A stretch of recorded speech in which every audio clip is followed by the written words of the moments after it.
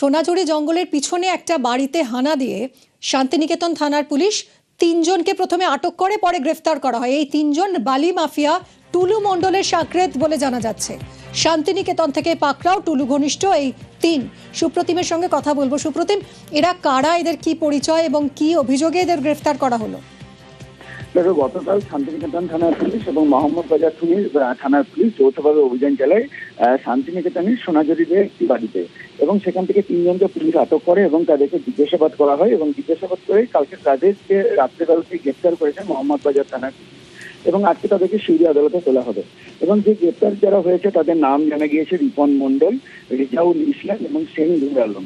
এবং পুলিশ সূত্রে আমরা যেটা জানতে পারছি যে এই 3 জনই কিন্তু টুলু মণ্ডলের বিভিন্ন সেক্টরের ম্যানেজার বলে পরিচিত ছিল। তবে পুলিশ খতিয়ে দেখছে যে এর মধ্যে টুলু মণ্ডলের কেউ আত্মীয় রয়েছে কিনা। এবং পুলিশ কিন্তু গোপন সূত্রে খবর পেয়ে কালকে এই জায়গাতে সোনাঝুরি এই জায়গাতে অভিযান চালায় এবং তাদেরকে আটক করে এবং তাদেরকে রাত্রিবেলায় গ্রেপ্তার করে এবং আজকে তাদেরকে সিউড়ি আদালতে তোলা হবে।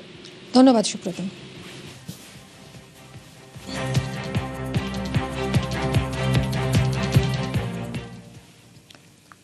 বাঁকুড়ার গোবিন্দধামে গ্রেফতার তৃণমূল নেতা।